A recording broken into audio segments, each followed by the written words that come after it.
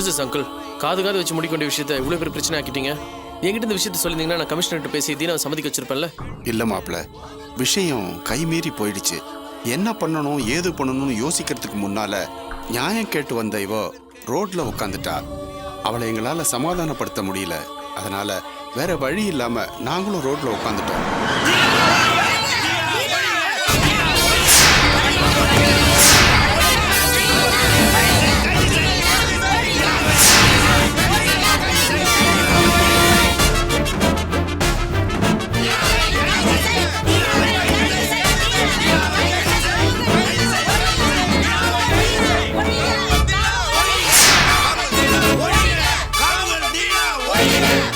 Is he the guy?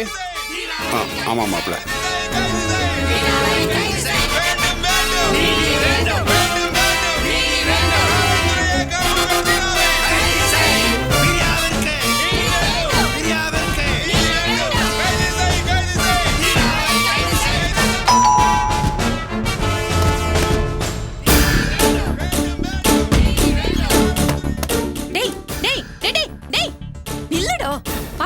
பிரச்சனை எவ்வளவு பெருசாயிடுச்சுன்னு நீ என்னடானா எதுவுமே கண்டுக்காம சாதாரணமா இருக்க? எதுக்குமா பதட்டப்படுற? இப்போ சிவகாமியும் குடும்பத்தையும் அவமானப்படுத்தணும்னு ஆசைப்பட்ட, நான் நடத்தி காட்டல, சந்தோஷப்படுவியா? அதை விட்டு ஐயே, என்னன்னா நீ பிரஸ் மீடியான்னு விஷயம் பெருசாயிடுச்சு. போலீஸ் விசாரணை வந்தா கண்டிப்பா நீ தான் மாட்டுவ. அப்புறம் ஜெயிலுக்கு நீ தான் போக வேண்டி வரும். ஜெயிலுக்கு போறது ஒண்ணு எனக்கு புதுசு கிடையாது. அப்படியே போனாலும் மறுபடியும் வெளியே வந்து ஜாலியா சந்தோஷமா இருக்க போறேன். அதுக்காக இந்த மூஞ்ச கல்யாணம் பண்ணிடுமா? பாரு, எதா இருந்தாலும் நான் ஃபேஸ் பண்ணிப்பேன், எனக்கு தெரியும்.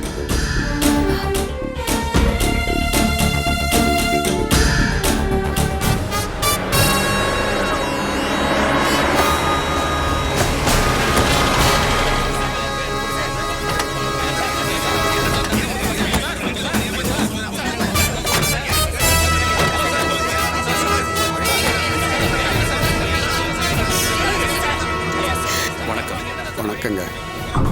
மோசம் பண்ணிட்டாங்க ஐயா. என் பொண்ணு வாழ்க்கையை நாசம் பண்ணிட்டாங்க. சரிம்மா, அழாதீங்கம்மா. எல்லா தகவலும் தெரிஞ்சுதான் வந்திருக்கோம். கண்டிப்பா உங்களுக்கு நியாயம் கிடைக்குமா? சார், பொண்ணுங்க வாழ்க்கையில விளையாடுறவன சும்மா விடக்கூடாது சார். அந்த தினா உள்ளதா இருக்கான், அவனை அரெஸ்ட் பண்ணுங்க. இருங்கம்மா, நான் விசாரிக்கிறேன்ல. என்னம்மா நடந்தது?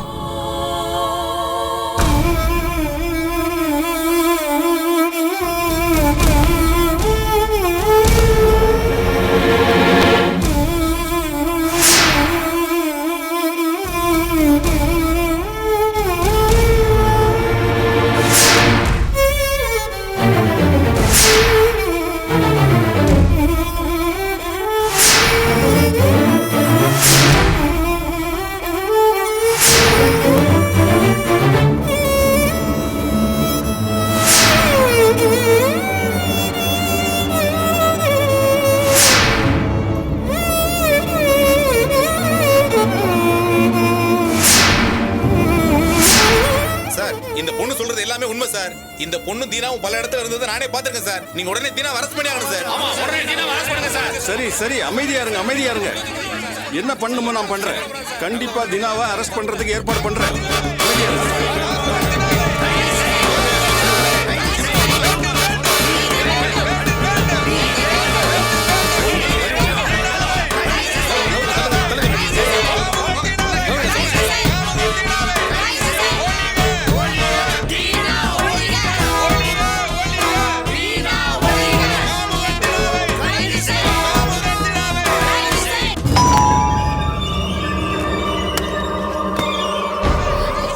எங்கம்மா தீனா? எங்க? நீங்க போய் சர்ச் பண்ணுங்க சார். வாங்க.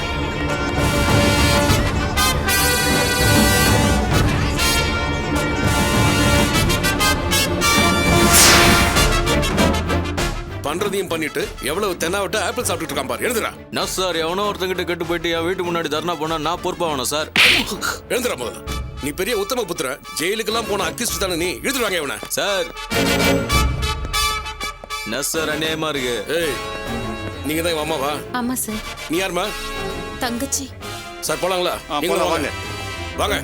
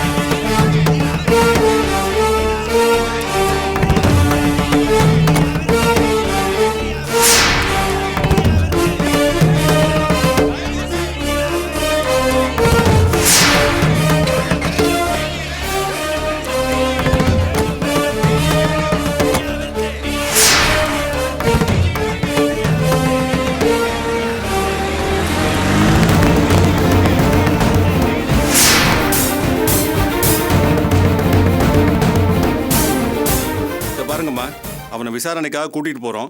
நீங்களும் குடும்பத்தோட அங்க வந்துருங்க. ரொம்ப நன்றிங்க ஐயா. நீங்க ஒண்ணும் கவலைப்படாதீங்கம்மா, தைரியமா இருங்க. உங்களுக்கு நீதி கிடைக்கிற வரைக்கும், கடைசி வரைக்கும் நாங்க உங்க கூடவே இருப்போம். பயப்படவே வேண்டாம். சரி சிவகாமி, பிரியாவை கூட்டிட்டு வா போலாம். பிரியா, வாமா போலாம்.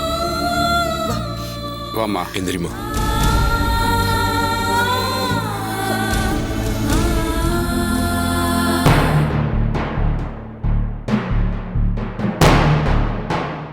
இந்த பார், திரும்ப திரும்ப சொன்னதையே சொல்லிட்டு இருக்காத. சாட்சி இருக்கா, ப்ரூஃப் இருக்கான்னு கேட்டுக்கிட்டு இருக்காத. இன்னைக்கு டெக்னாலஜி ரொம்ப அட்வான்ஸா இருக்கு. ஒழுங்கா உண்மையை ஒத்துக்க.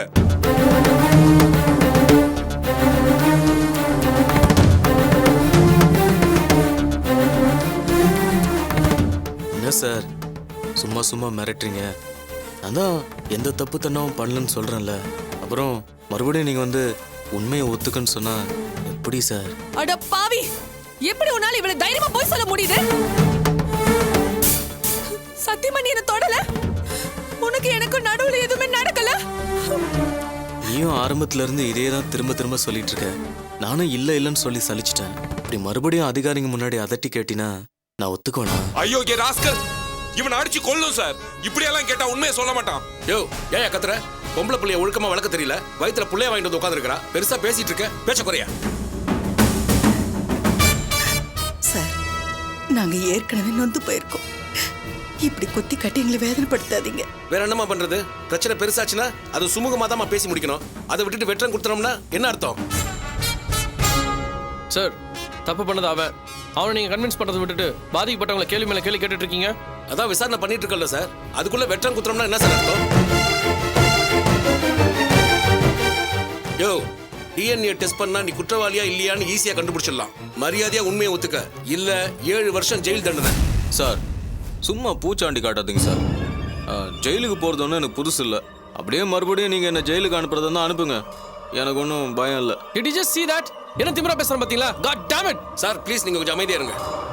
அப்போ டிஎன்ஏ டெஸ்ட்டுக்கு அனுப்பிட வேண்டியதுதான். டேய், நீ பண்றது மகா பாவண்டா. சிவகாமி குடும்பத்துக்கு நமக்கு ஆகாது. அவளை பழி வாங்க பார்த்த, பகையா பார்த்தேங்கிறதெல்லாம் உண்மைதான். அதுக்காக ஒரு பொண்ணுக்கு வயித்துல குழந்தைய கொடுத்துட்டு அந்த குழந்தைக்கு நான் தகப்பன் இல்லைன்னு நீ சொல்வேன்னு நான் கொஞ்சம் கூட எதிர்பார்க்கவே இல்லை. சார், டெஸ்ட் என்ன சார் டெஸ்ட்? இவனை பெத்த தாய் நானே சொல்றேன். அந்த பொண்ணோட வயித்துல வளர குழந்தைக்கு இவன் தான் சார் தகப்பன்.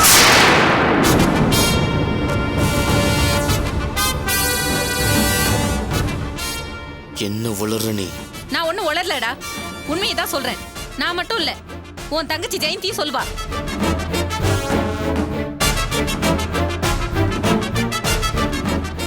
ஆமா சார், எங்க அண்ணனுக்கும் பிரியாக்கும் இருக்கிற பழக்கம் எனக்கு முன்னாடியே தெரியும்.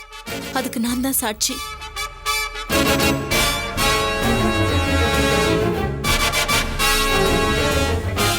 பிரியா தன்னை எங்க அண்ணன் கிட்ட பறி கொடுத்த விஷயத்த அவ என்கிட்ட தான் முதல்ல சொன்னா. இந்த விஷயத்த நான் எங்க வேணாலும் வந்து சொல்லுவேன். யோ, இப்ப என்னையா சொல்ற? உங்க அம்மாவும் உன் தங்கச்சியும் உனக்கு எதிராக சாட்சி சொல்றாங்க.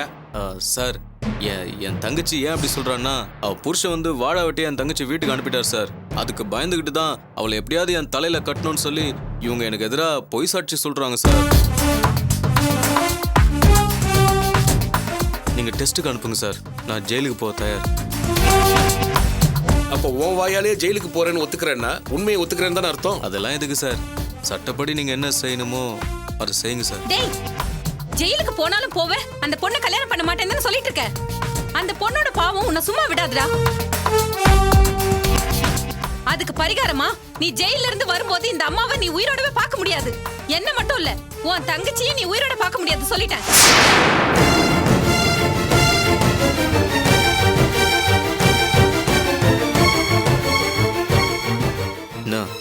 மிரட்டுறியா? மிரட்டலடா, உண்மையை தான் சொல்றேன்.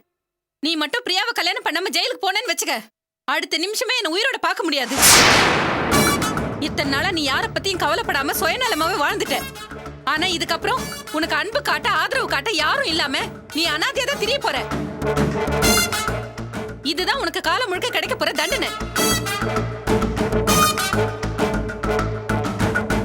என்னப்பா உண்மையை ஒத்துக்கிறியா இல்ல டெஸ்ட்டுக்கு அனுப்பட்டுமா?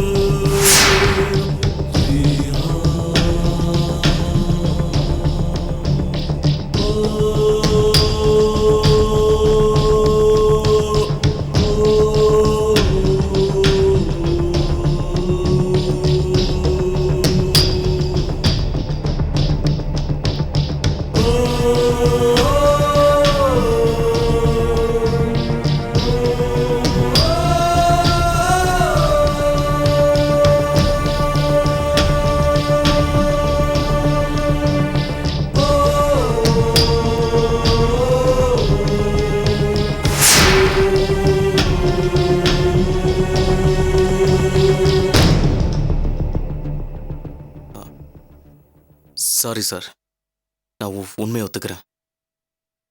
அவள் வயிற்றில் வளர்கிற குழந்தைக்கு நான் தான் அப்பா.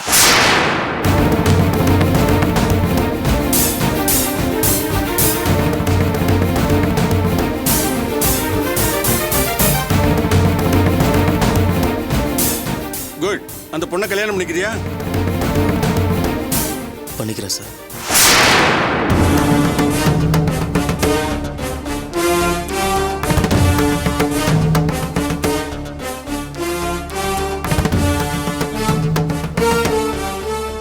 ஓகே சார், ப்ராப்ளம் சால்வ் ஆயிடுச்சு. இங்க பாருங்க, உங்களுக்குள்ள கலந்து பேசி எங்க எப்படி கல்யாணம் பண்ணுன்றதை முடிவு பண்ணிக்கோங்க. கான்ஸ்டபிள், அது ஒரு கையெழுத்து வாங்க. Okay sir. இந்த இதுல கையெழுத்து போடு. இங்கயா? அங்கதான்.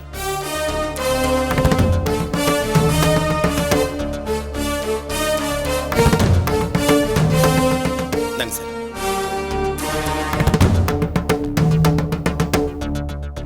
என்ன காரணத்துக்காக நீ முதல்ல ஒத்துக்கலன்னு எனக்கு தெரியாது. இனிமையாவது அந்த பொண்ணை உண்மையா லவ் பண்ணு, சந்தோஷமா வச்சுக்க. புரியுதா? Okay sir. சரி, நீங்களாம் போலாம். ரொம்ப நன்றிங்க. என் பொண்ணு வாழ்க்கையை நல்லபடியா காப்பாத்தி கொடுத்துட்டீங்க. உங்க எல்லாருக்கும் நன்றி. சந்தோஷம்மா. போய் நல்ல நாள் பார்த்து சீக்கிரமா கல்யாணத்தை பண்ணி வைங்கம்மா. வரோம் சார். ரொம்ப தேங்க்ஸ். போயிட்டு வாங்க.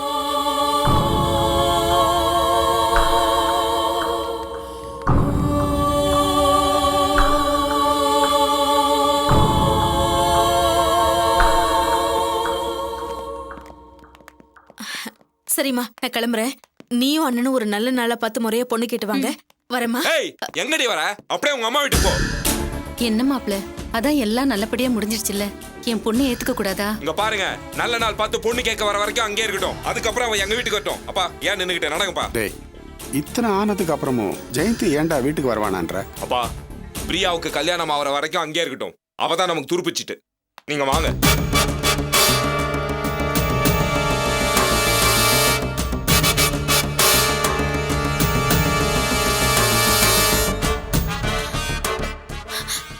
என்னம்மா இது? நீ வா.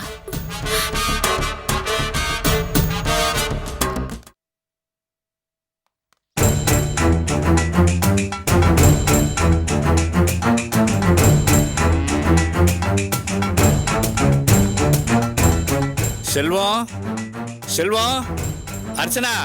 ஏன் இப்படி லப லபன்னு கத்திட்டே ஓடி வர? என்னாச்சு? எதுக்கு இப்ப கூப்பாடு போடுற? செல்வம், என்னப்பா, என்ன விஷயம்? படி.